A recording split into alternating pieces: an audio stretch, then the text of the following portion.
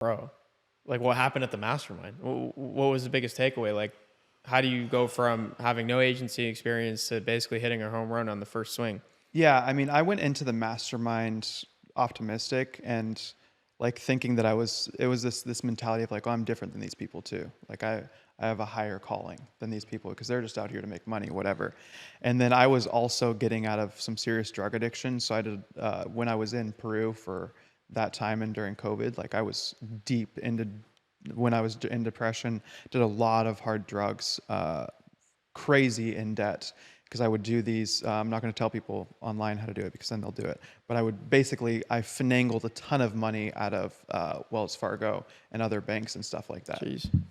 which I then, out of good conscience, paid off later. But like over $40,000 just completely pulled out, completely free.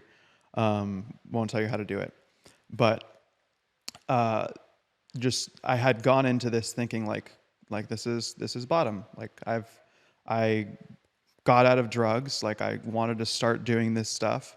And I was like, oh, this is bottom. I'm just going with an open mind and figuring out what to do. And I knew that that a lot of these guys knew how to build business. And I think that it's important when you go into business to have the correct mentality of why you're going into business. Because if you don't know, then you're going to fail pretty quickly. And money isn't a reason. Money is never a reason. Buying stuff is never a reason. Like you always have to have something bigger than that and have a clear north. Like it can be something even as simple as I want to retire my parents, or I just want to have a quality life, or whatever. But in the end, money is a tool. So I went into the mastermind knowing, okay, well, money is a tool. It's not something that I can possess. It's something that I'm supposed to make in order to have some form of impact, or to for me it was having some form of impact, or to have some form of mission. So I was like, okay, well, I'm going into this just figuring out how I can make the most, right? And then that's kind of where the path led. And then since I knew Luke from early on, we just spent some good time together hanging out and just figuring stuff out for me, which was obviously out of the goodness of his heart. It's amazing, dude. It's amazing. And that's like a very biblical principle too, of like what you're talking about, of like you're here for the purpose of serving others, not to be served. And I feel like that for you, maybe I'm wrong, but that's like a competitive advantage when you go into business.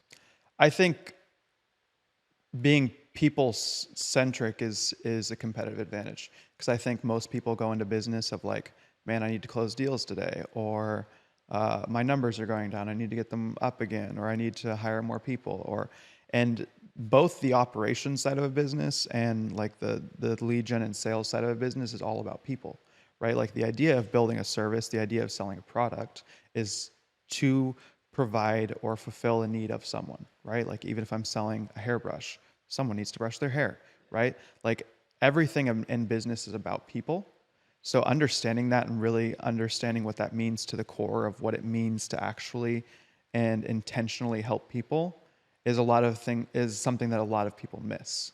They approach it and they're like, okay, well, this is something maybe that I would need, or this would be good, and that's one of the reasons that I never got into drop shipping, because I was like, well, this isn't a product where I feel like I'd be providing the best fulfillment of someone's need to them. So that was always my philosophy of how can I provide and fulfill and help someone with one of the needs that they have in the best way that I possibly can. And then it's the same thing with your team. Like when you're bringing people on and you're hiring them, like you are fulfilling a need that they have, which is money, providing for their family. And oftentimes it's more than that, and people miss that. It's also feeling fulfilled in their life. It's also feeling like they belong to something, feeling like they belong to a tribe. And so when you're dealing with growing a team and building out a company and hiring people, you, instead of looking for the guy that's the best closer, looking for the guy that's the best closer, but that identifies with your mission, your vision, and is a culture fit, and that you see that you can invest in, and that you can see that is actually a good fit. Like, I don't want to hire anyone that I don't want to hang out with type thing, you know? Yeah. And so it has to make sense and align with me in that way as well. And I feel like if you view business and life in general into thinking that like people are the center of it, no matter what, and helping people is the best way to get anywhere, then you're able to take that approach into when you're developing product. Like, is this me just doing something that's easy, that I can fulfill easily, that has high profit margins, and that gets somewhat of a result? Or is it actually the best thing for this person and I'm over delivering, which everyone says, but I'm over delivering on this and actually giving them something that if I was in their place, I would want that. Yeah. Hey guys, if you enjoyed this short clip, check out the full interview here. And if you want to see more clips from this episode, check it out right here.